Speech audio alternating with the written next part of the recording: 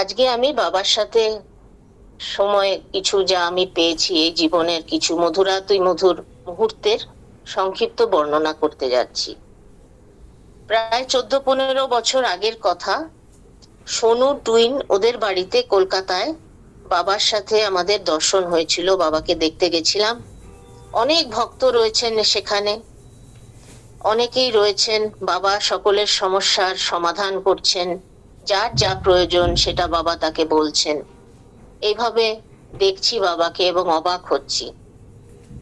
এবং তখন আমার মনে হলো একটা কথা বাবাকে জিজ্ঞেস করি যে বাবা, আহ নিত্যানন্দ প্রভুর সাথে আপনার জীবনের তো অনেক মিল। নিত্যানন্দ প্রভু ওনার বাবা মা হারাই পণ্ডিত এবং পদ্মাবতী দেবীর বাড়িতে বেশি বছর থাকতে পারেননি। ওনারা নিতাইকে দান করে দিয়েছিলেন, বাধ্য হয়েছিলেন দান করতে এক সাধুর কাছে। এবং আপনার মা বাবাও আপনাকে দান করেছেন ওনাদেরই গুরুদেব শ্রী ওঙ্কারানন্দ গোস্বামীর কাছে। শ্রী শ্রী নিত্যানন্দ প্রভু সমাজ সংস্কার ও জীব উদ্ধারের জন্য অনেক কাজ করেছেন।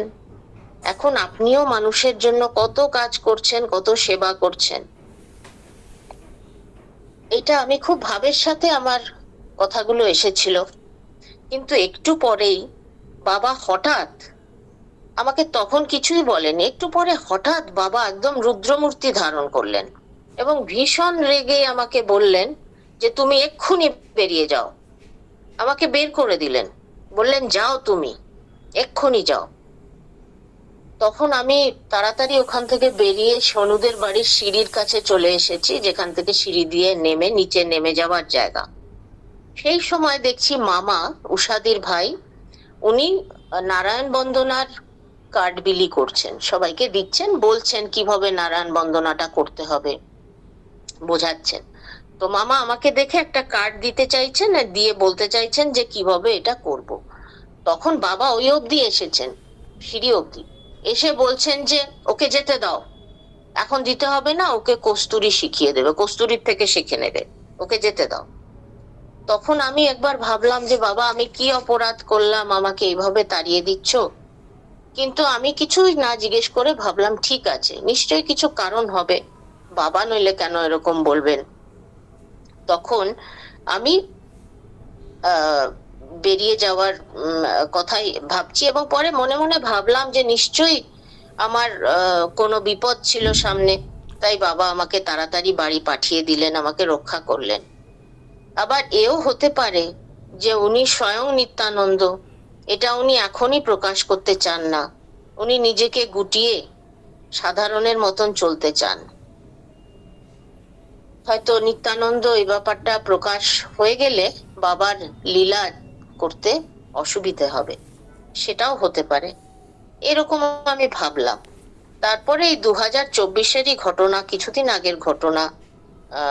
বাবার মাসি শর্মিলা ও বাবারকে একটা কাগজে নিতাইয়ের ব্যাপারে একটা খুব সুন্দর লাইন লেখা ছিল, কি নিতাই রাধা, রাধা রূপে নিতাই, এরকম কিছু, প্রাণে প্রাণে প্রাণে গাথা, এরকম একটা বেশ ছন্দ বহুল লাইন বাবাকে দেখিয়ে বললেন যে বাবা এটার মানে কি।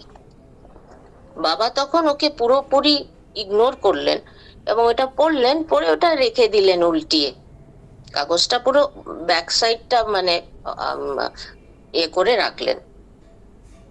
তারপরে ও এটা দেখলো, আমরাও দেখলাম, আমি ছিলাম ওখানে, তন্দ্রাদি ছিলেন, আরো অনেকে ছিলেন। কিছুক্ষণ বাদে একজন ভক্ত এসে তার কোনো শরীর খারাপের কথা বললেন যে বাবা একটু ওষুধ লিখে দেবে। তখন বাবা ওই কাগজটার থেকে, শর্মিলার কাগজটার থেকে তলার থেকে একটু ছিঁড়ে একটা ওষুধও তাকে লিখে দিলেন।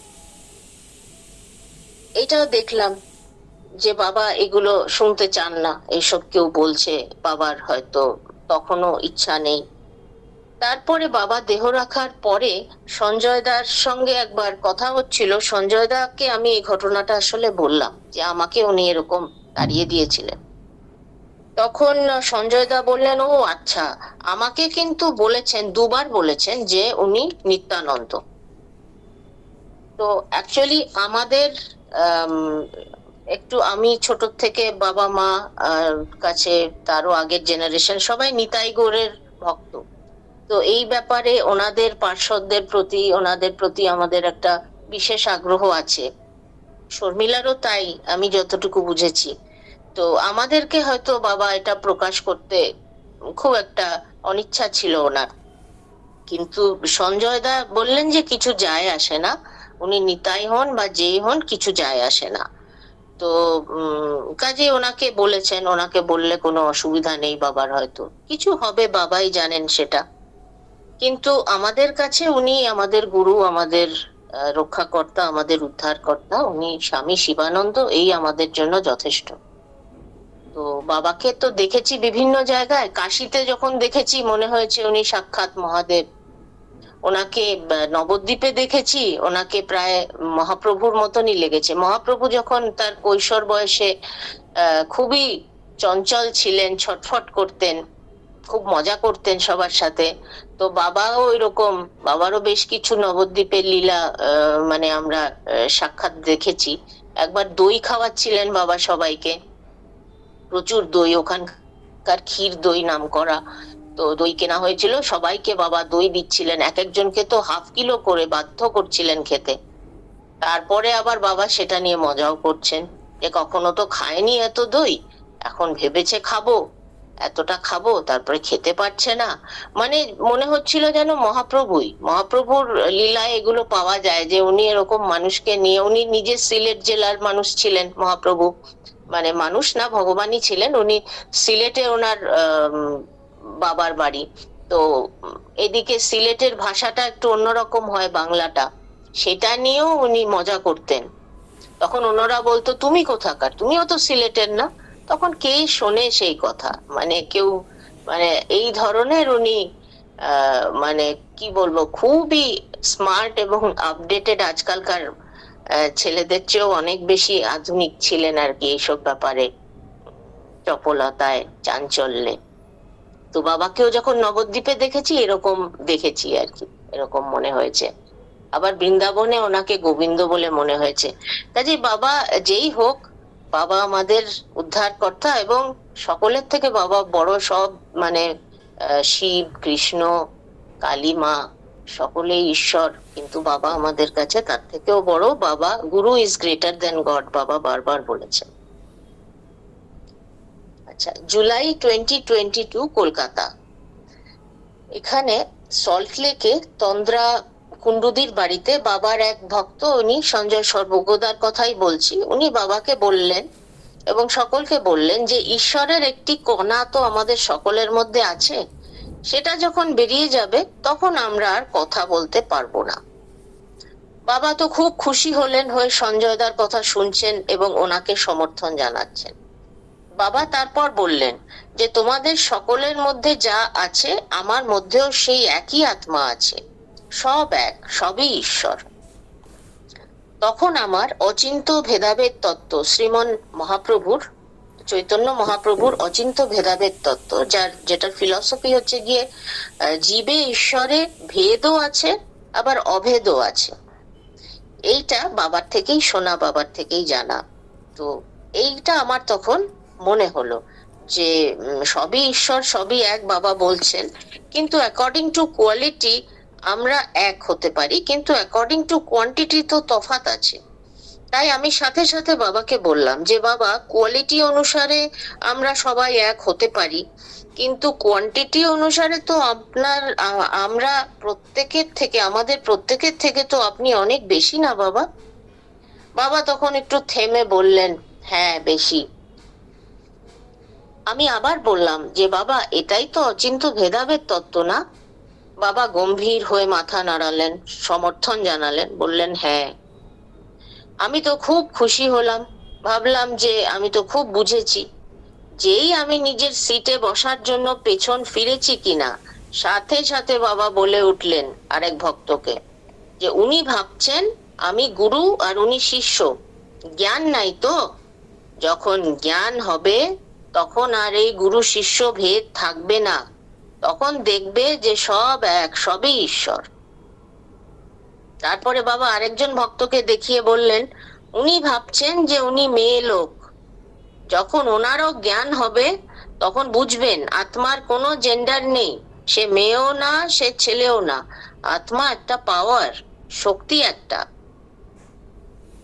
বাবা সব ভাবেই থাকেন, এক এক সময় এক একটা ভাবের প্রাবল্য হয়, এক একটা ভাব তখন জেগে ওঠে। তবে শ্রেষ্ঠ ভক্ত তারাই যারা গুরুর ভাব বুঝে সেই ভাবেরই পুষ্টি করেন বা করতে পারেন। বাবা যখন অদ্বৈত ভাবে থাকেন, তারাও তখন সেই ভাবেরই কথাবার্তা বলেন, সেরকম আচরণ করেন এবং বাবাকে আনন্দ দেন। বাবা যখন অচিন্ত ভেদাভেদে আছেন, তখন তার শ্রেষ্ঠ ভক্তরাও সেই ভাবেরই পুষ্টি করছেন। আমরা শ্রী গৌরাঙ্গ মহাপ্রভু লীলায় পাই যে বেশিরভাগ সময় মহাপ্রভু রাধা ভাবে থাকতেন, নিজেকে রাধা ভাবতেন এবং কৃষ্ণের বিরহে রাধার যা দশা হতো, অষ্টসাত্ত্বিক বিকার ইত্যাদি যা যা হতো, সবই মহাপ্রভুরও হতো। মহাপ্রভুর অসংখ্য ভক্তের মধ্যে রায় রামানন্দ এবং স্বরূপ দামোদর সবচেয়ে অন্তরঙ্গ ছিলেন, কারণ তারা গৌরাঙ্গের ভাব বুঝে সেরকম আচরণ করতে পারতেন। রাধিকার দুই সবচেয়ে অন্তরঙ্গ সখী ছিলেন ললিতা ও বিশাখা। গৌর লীলায় স্বরূপ দামোদর হচ্ছেন ললিতা ও রায় রামানন্দ বিশাখা ভাবে গৌরাঙ্গ রাধার সেবা করেছেন, গৌরাঙ্গকে সুখ দিয়েছেন। এখানে প্রসঙ্গত মনে পড়ছে, একবার পুরীর ধনদান অনুষ্ঠানের পরে সন্ধ্যায় বাবা বসে আছেন, ভক্তরা বাবাকে ঘিরে বসেছেন। বাবা খুব গম্ভীর ভাবে ধীরে ধীরে কথা বলছেন। কাছে বসা ভক্তরা মন দিয়ে শুনছেন। আমি একটু পিছন দিকে বসেছিলাম, বাবার কথা শুনতে পাচ্ছিলাম না। ভাবলাম বাবা নিশ্চয়ই খুব গভীর কিছু তত্ত্ব কথা বলছেন, যেটা আমি মিস করছি। তখন আমি খারু ভাজের উষাদিকে জিজ্ঞাসা করলাম, কারণ উষাদি বাবার পাশেই বসেছিলেন। আমি বললাম, দিদি বাবা কি বললেন? উষাদি বললেন যে বাবা বলছেন যে বাবা গত জন্মে নরকের কীট ছিলেন। দিদির কথা শুনে আমি তো অবাক। আমি তো অন্য কিছুই এক্সপেক্ট করছিলাম, কোনো আধ্যাত্মিক কথা, কোনো তত্ত্ব কথা। দিদি এবং অন্য ভক্তরা বাবার কথা কত গম্ভীর ভাবে মন দিয়ে শুনছেন। আমার তো দিদির কথা শুনে হাসি পেয়ে গেল। আমাকে হাসতে দেখে দিদিও একটু হাসলেন। এনারা হচ্ছেন বাবার ভাব বুঝে বাবাকে সুখ ও আনন্দ দেওয়ার ক্ষমতা সম্পন্ন ভক্ত। ভক্ত তো সকলেই, সব ভক্তই গুরুর সঙ্গ চায়, কিন্তু গুরু যেই ভক্তের সঙ্গ চান, সেই ভক্তরই জীবন ধন্য। এবারে আমি বলছি, আমাদের শ্রদ্ধেয় অসীমদার বাড়িতে আয়োজিত একটি ঘটনা 2022 অগাস্টের কথা। অসীমদাদের সিদ্ধা সোসাইটির ব্যাংকুয়েট হলে বাবার একটা বড় অনুষ্ঠানে গেছিলাম। প্রচুর মানুষের সমাগম হয়েছিল। লম্বা লাইন করে সবাই একে একে বাবাকে প্রণাম করছিলেন। সুমনাদি প্রচুর পরিমাণে এক্লেয়ার্স চকলেট বাবার সামনে ঢেলে রেখেছিলেন। সুমনাদি বাবাকে বললেন যে বাবা সবাইকে 4টে করে দিও। বাবা যেই ভক্ত বাবাকে প্রণাম করছেন, যে ভক্ত এসে বাবাকে প্রণাম করছেন, তার হাতে বাবা গুনে গুনে 4টে করে চকলেট দিচ্ছেন। চকলেট এক্লেয়ার্স এর মাধ্যমে সকলেই বাবার স্পর্শ ও আশীর্বাদ পাচ্ছেন। এরকম ধরে প্রায় কয়েক ঘন্টা চললো। বহু মানুষ এসেছিলেন, সকলেই বাবার কৃপা দৃষ্টি পেয়ে ধন্য হলেন। পুরো 1.5 দিনের ট্রেন জার্নি করে বাবা আগরতলা থেকে 12ই অগস্ট রাত্রে কলকাতায় এসেছিলেন। আবার পরদিন 13ই অগস্ট সকালে বাবা চুচুড়া হয়ে শ্রীরামপুর হয়ে কলকাতায় অসীমদার বাড়ি এসেছিলেন। এই অনুষ্ঠানে এসে এত মানুষকে দর্শন দিলেন, কৃপা করলেন ঠায় বসে। তার পরের দিন অর্থাৎ 14ই অগস্ট বাবা আবার রওনা হয়ে গেলেন লখনৌর উদ্দেশ্যে, কারণ 15ই অগস্ট ইউপির CM chief minister Yogi Adityanath বাবাকে সম্বর্ধনা দেবেন। এত কিছু বলার উদ্দেশ্য এই যে এত বেশি বয়সে বাবা এত এক্সটেন্সিভ ট্রাভেলিং করেছেন, ভাবতেই পারা যায় না। আশ্চর্য হতে হয়, এ কি মানুষের সম্ভব? ওনার লীলার শেষের দিকে বাবা নিজেকে যেন সকলের জন্য অবিচারে উজাড় করে দিয়েছেন। বাবা আমাদের দয়ার সাগর, করুণার সাগর ছিলেন। আচ্ছা, 7 জুলাই 2022 কলকাতা। এখানেও তন্দ্রাদির বাড়িতে বাবা বললেন যে আমি ঈশ্বরকে দেখিনি বা ঈশ্বরের সাথে কথা বলিনি, এবং আমার ঈশ্বরকে দেখার বা কথা বলার কোনো ইচ্ছাও নেই। আমার জন্য প্রতিটি মানুষই ঈশ্বর, শুরুর থেকে এটাই আমার কনসেপশন। একবার এক ভক্ত বাবাকে প্রণাম করতে এলে বাবা বললেন যে তুমি কেন আমাকে প্রণাম করবে, তুমিও তো ঈশ্বর।